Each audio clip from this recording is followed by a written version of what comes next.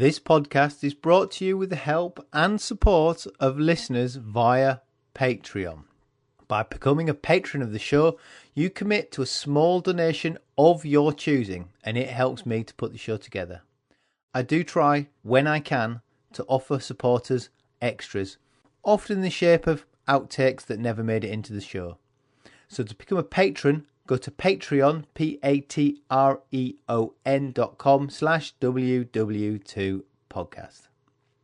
Hello and welcome to another World War II podcast. I have a bit of a different episode for you.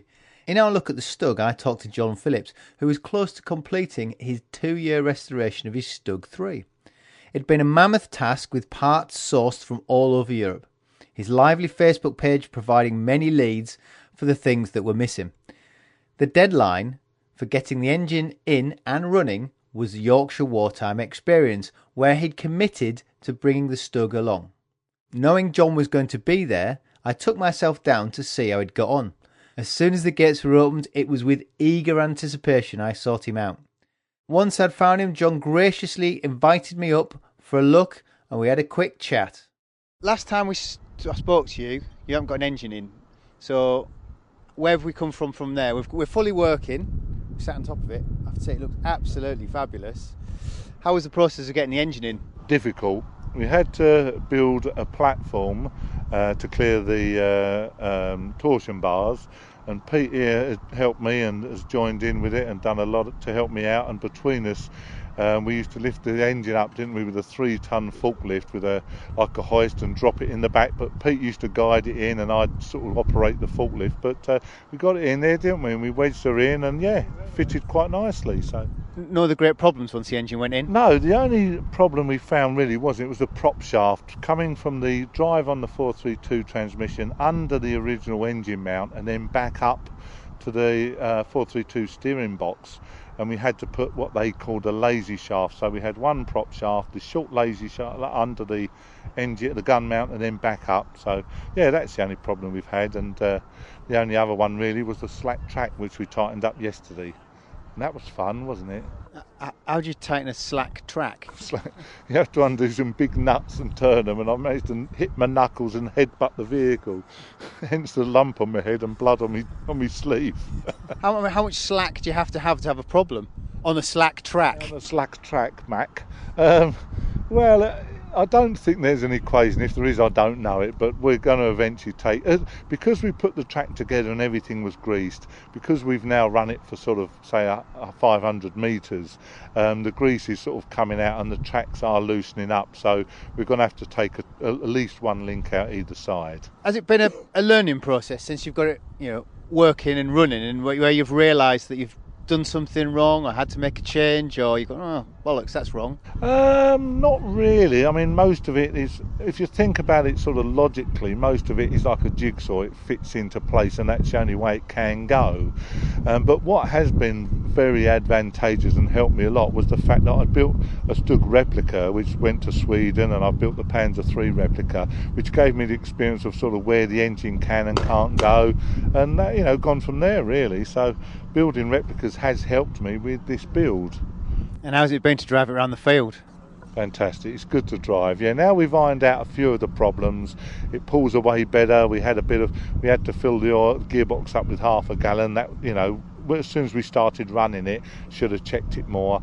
But the track's being loose and the oil down, and also we had a problem, just a little one, with the exhaust paint burning off, which blocked the air filter, which wasn't giving us the rev. So we got rid of the air filters. It made a world of difference with smoke and everything else.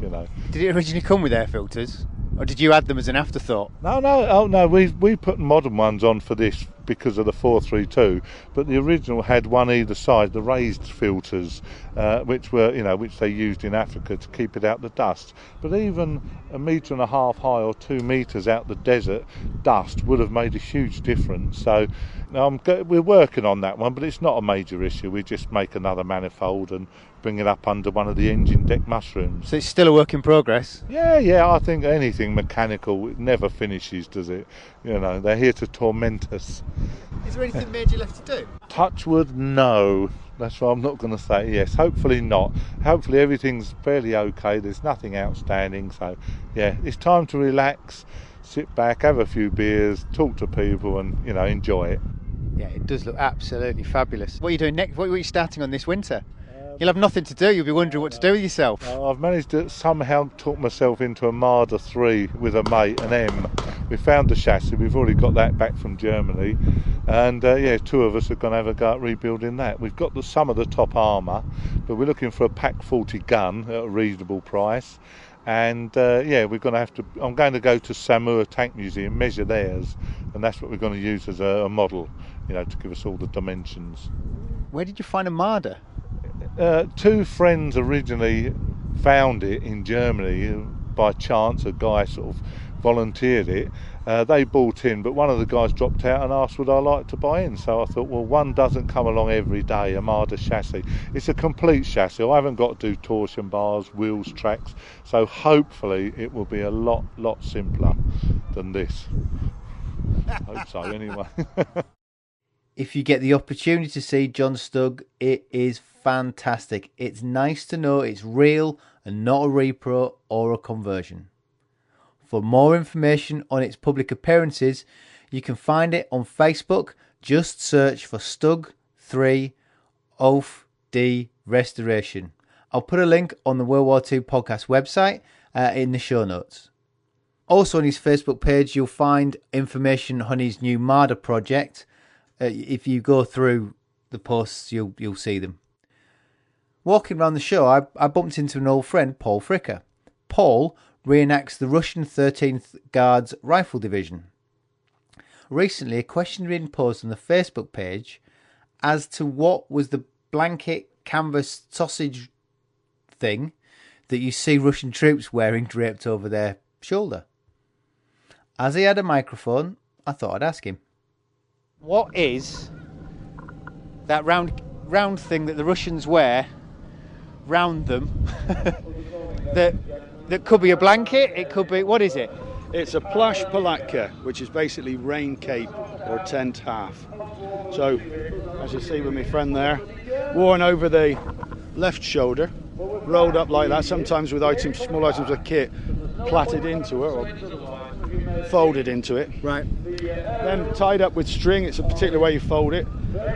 Lay it on the floor, each corner goes in, and then it's rolled from each side, and then fold over itself, and then doubled, and then the string loop round one end, pull it tight, and you can wear it over your shoulder like that and contain small items in it. So in use, it's a rain cape, so one corner has a drawstring in, and that fashions into the hood. Yeah. There's a buttonhole on the right hand side of it, which your right arm can then go through to hold the neck of your rifle or weapon. And so it's a very functional piece of kit. And then once you stop, the rope that you've got there becomes the guide rope either end and the ridge. So two are joined through the buttonholes with an over and under stitch motion of the rope. Yeah. And then that pulls taut, guide rope either end, branch out of a tree or bush to make the two poles either end, and then you have a basic ridge. Yeah. Fold another two into a triangle to make the gable ends, button those in with the toggles, and that would sleep 4 men. So it's basically almost like a pup tent or the Zelt barn. Yes, like that, but slightly simpler, I suppose. Yeah. Not quite as engineered. It's more of just this big square cape. What size is it? I don't know. A large vehicle until those two fat guys got in it. They've just squashed the suspension. Don't be flat. So it's square, and what's that, about 4 foot? 4 foot square, isn't it? What is it? Is it just... It's just thick, impregnated fabric. It's not rubberised or anything, is it? No. But very waterproof. So if you're on your own, that could be a ground sheet.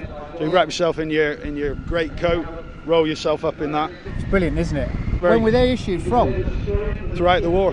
The pre-war, or did they nick the idea of the Zelt barn? No, there was a type of Plasch Palatka in the First World War, not quite the same as this. So it's an old piece of kit. Right. Yeah. So wartime ones, leather grommets, They would be where you would peg it as a tent. Wooden toggles. So basically, it's simple as all Soviet kit is just no frills, just functional, simple. Can't believe that someone's not reinvented them for festivals. I suppose it is a poncho, isn't it, effectively? It is, it's just a poncho, and that's the same sort of thing. It's a poncho, you can put it all together, and you've got something better than just a single. We have got a Soviet manual for this. Is and there's various types. There's a command shelter built with about 10 of them, which leaks horribly. And then if you have 6, you make like an elongated bungalow affair, and that's supposed to sleep 6. So each man has one. Yeah. If you're more permanent, then you'd build a bigger one. Yeah. So it's just, they did have poles originally issued, so each man would have 2 pegs and 2 little like Zeltbahn poles. Yeah. But they sort of faded out. So only early in the war would you have the pole set, but later on you just pull a piece of wood out of something else. They probably found that could just carry twigs or pick up sticks rather than have to pick up poles on the way around.